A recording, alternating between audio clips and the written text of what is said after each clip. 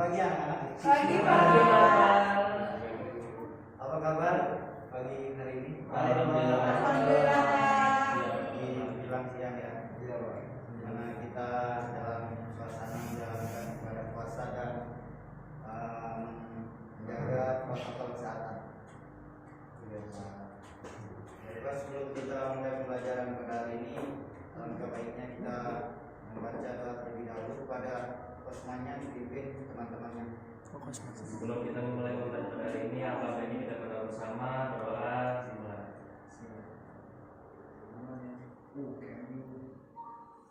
Doa selesai. Bapak mulai pembelajaran pada kosmanya yang tidak hadir siapa? Masuk semua Pak, di mana Pak? Masuk semua ya? Iya Pak. Setelah kita akan masuki pokok bahasan yaitu tentang sifat-sifat Allah.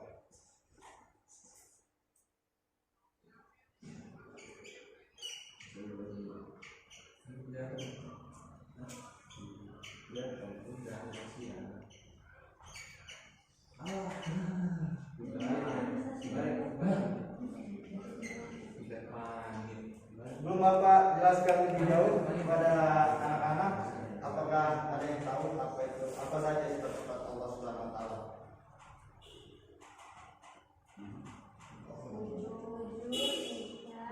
Pak, ya ada sujud.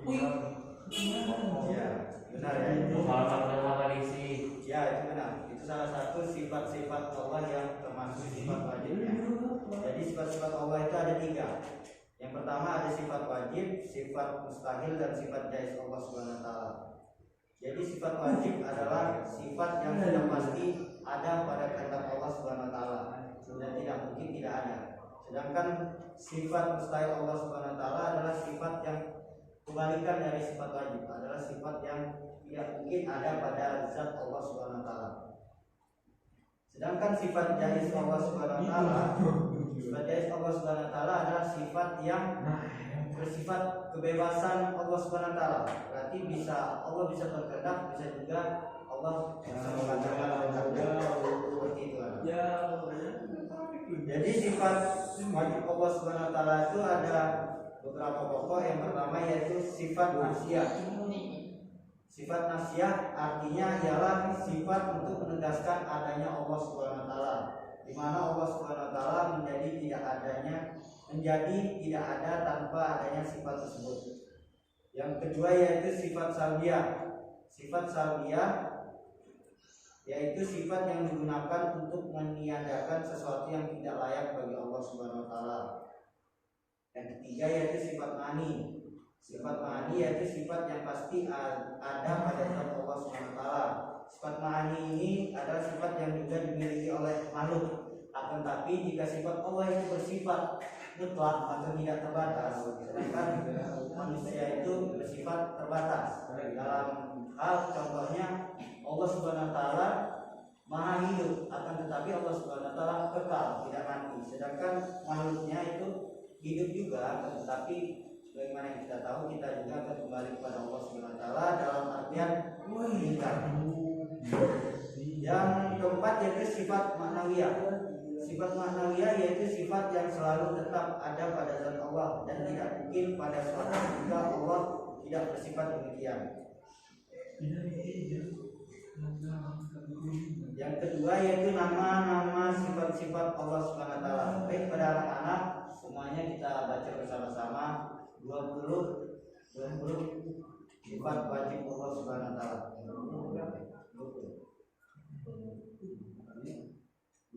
Ya. Baik para anak-anak, baca bersama-sama.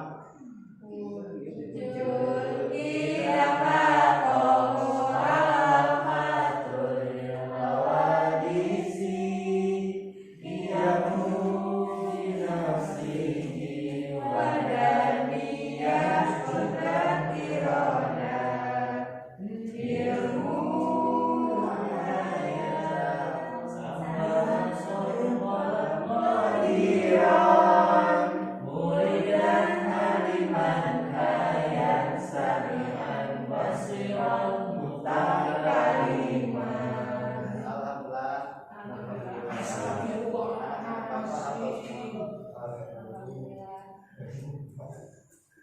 Jadi yang selanjutnya poin ketiga yaitu bukti atau dalil kebenaran sifat-sifat Allah Subhanahu wa taala. Jadi yang pertama yaitu wajib Allah bersifat wujud, artinya ada. Allah bersifat wujud artinya Allah Subhanahu wa taala adalah Tuhan yang wajib kita sembah, itu pasti ada. Allah Subhanahu wa taala itu ada tanpa ada perantara sesuatu dan tanpa ada yang mewujudkan. Mustahil Allah bersifat adam, artinya tidak ada. Dalil akli atau secara akalnya, adanya Allah Subhanahu wa taala dapat dibuktikan dengan adanya alam dan seisinya. Semua barang yang ada di lingkungan kita ini termasuk meja, kursi itu ada yang membuat, yaitu tukang. Dan banyak pakai yang membuatkan tukang penjahit. Begitu juga alam dan seisinya ini ada yang menciptakan, yaitu Allah Subhanahu wa taala. Sedangkan dalil naklinya yaitu Quran surat Ali Imran ayat 2 yang berbunyi Allah la ilaha illa huwal hayyul qayyum. Artinya Allah tidak ada Tuhan yang berhak disembah melainkan Dia yang maha hidup yang terus-menerus mengurus makhluknya. Yang kedua sifat dari Allah yaitu qidam, artinya terdahulu. Sebagai zat yang menciptakan seluruh alam, Allah Subhanahu wa taala pasti lebih dahulu hidup di muka bumi ini. Pasti terlebih dahulu ada sebelum makhluknya. Mustahil Allah Subhanahu wa taala bersifat fana, artinya rusak. Dalil aklinya yaitu akal sehat mengatakan bahwa tukang kayu lebih dahulu ada daripada meja yang buatnya. Allah Subhanahu wa taala sebagai pencipta alam semesta, Dia lebih dahulu ada sebelum alam ini ada. Di dalil nafli firman Allah Quran surat Al-Hadid ayat 3, A'udzubillahi minasyaitonir rajim, wal awwal wal akhir wal zahir wal batin, wa huwa bikulli syai'in alim. Artinya Dialah yang awal dan yang akhir, yang lahir dan yang batin, dan Dia Maha mengetahui segala sesuatu. Yang ketiga sifat wajib Allah yaitu baqa. Baqa artinya kekal. Allah Subhanahu wa taala senantiasa ada, tidak akan mengalami kebinasaan atau kerusakan. Mustahil fana artinya rusak. Ya, pada anak-anak bisa dibaca ya. Banyak pokok bahasanya. Itu salah satunya ada mukhalafatul hawadisi, artinya berbeda dengan makhluk. Mustahil Allah bersifat mumasalatul hawadisi, artinya serupa dengan makhluk. Yang kelima wajib Allah bersifat qiyamun binafsi, artinya berdiri sendiri. Mustahil Allah bersifat ihtiyaju li ghairihi, artinya butuh kepada orang lain. Yang keenam Allah bersifat wajib wahdaniyah, artinya esa. Mustahil Allah bersifat ta'adud, artinya berbilang. Selanjutnya yang ketujuh ya Allah bersifat, yaitu Allah bersifat wajib kudrat, artinya kuasa. Mustahil Allah bersifat ajzun, artinya lemah. Selanjutnya yang Allah sifat wajib Allah yaitu Allah bersifat iradah, artinya berkehendak.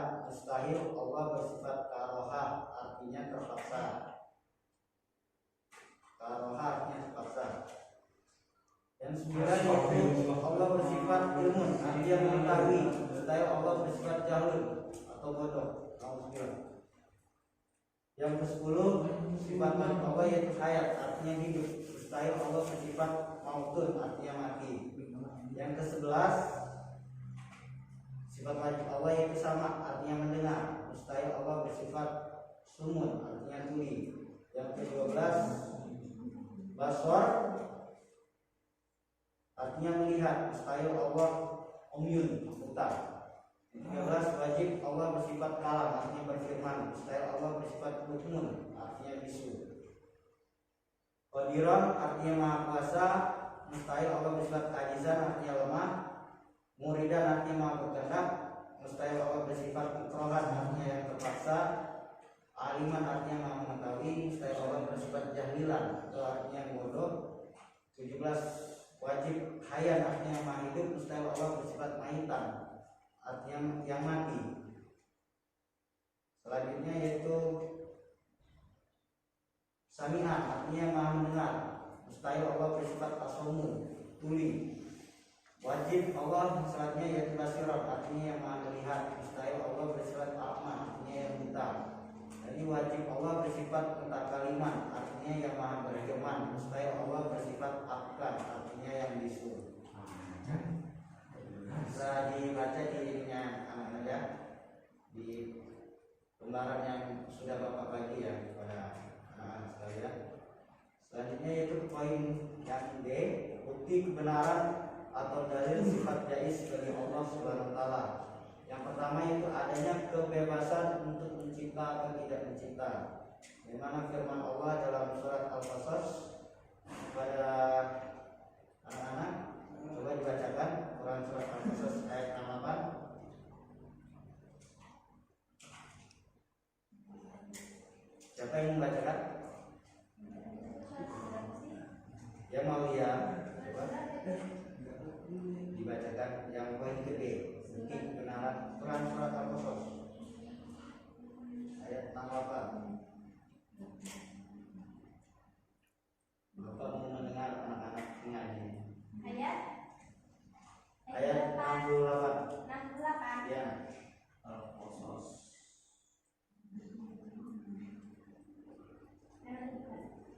Bismillahirrahmanirrahim. Wa rabbuka yakhluqu ma yasha'u wa yakhtar ma kana lahumul khiyarah. Subhanallahi wa ta'ala amma yusyrikun. Ya artinya dan Tuhanmu menciptakan dan memilih apa yang Dia kehendaki. Bagi mereka manusia tidak ada pilihan. Maha suci Allah dan maha tinggi Dia dari apa yang mereka persekutukan. arti, kau mau melihat artinya apa maksud dari ayat ini?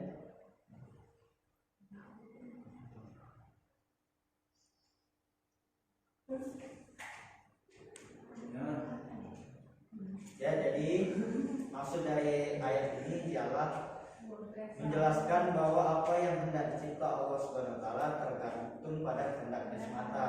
Dia memilih sesuatu sesuai kehendaknya dan tidak ada pihak lain yang dapat mempengaruhinya. Dalam artian Allah Subhanahu wa taala mampu bersifat qiyamul limasihi dan berkuasa atas kehendaknya sendiri tanpa ada campur tangan makhluknya. Yang kedua yaitu kebebasan untuk mengatur semua makhluk sesuai yang Dia kehendaki. Kepada saudari Dega, coba dibacakan ayatnya. Quran surat Al-Imran ayat 26. Ini poin-poin yang ini ya, sifat jaiz.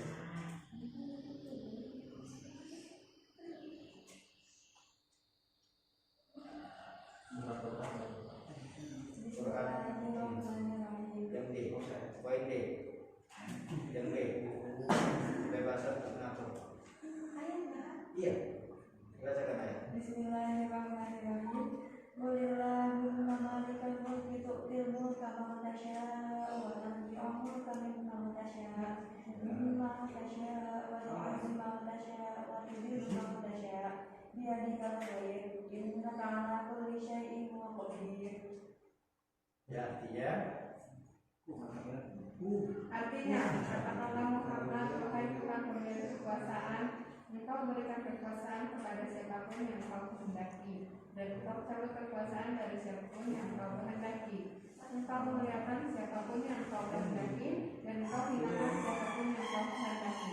Di tangan Engkau lah segala kebajikan. Sungguh, Engkau maha kuasa atas segala sesuatu. paham ya apa maksud dari ayat ini? Paham, Pak? Apa?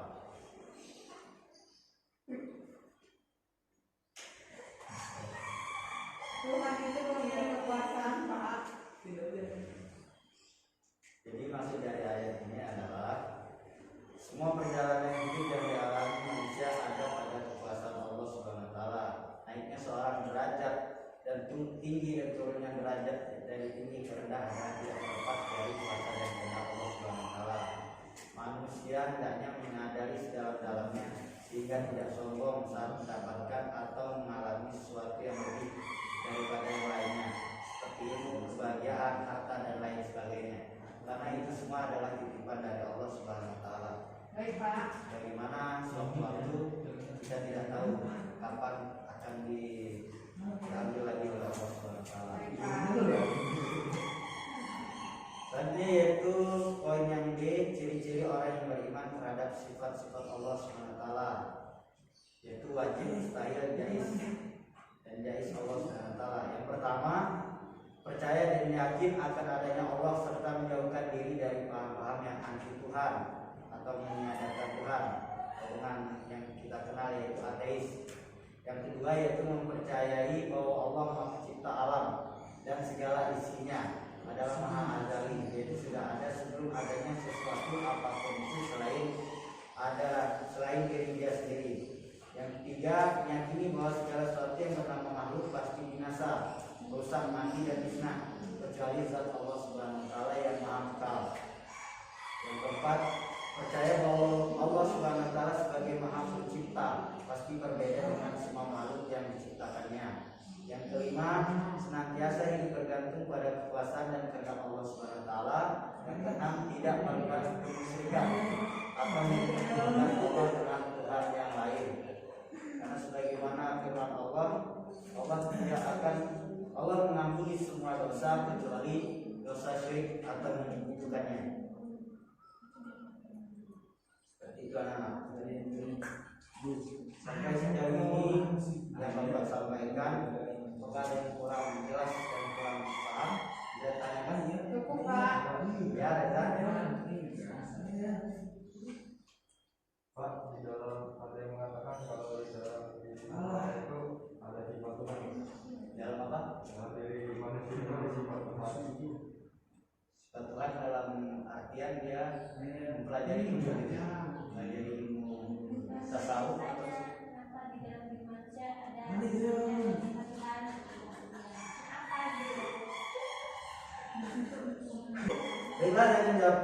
Tadi saya bertanya, salah satu manusia memiliki sifat Tuhan. Mungkin maksud Reza ini adalah seorang yang mempelajari atau mendalami ilmu tasawuf. Karena konsep tasawuf itu ada 3, di mana tahalli, dan tahalli. Benar ya? Tahalli dan tajalli. Tahalli itu membersihkan diri dari dosa, sedangkan tahalli mengisinya dengan amal ibadah, dan tajalli adalah mengistiqomahkan diri atau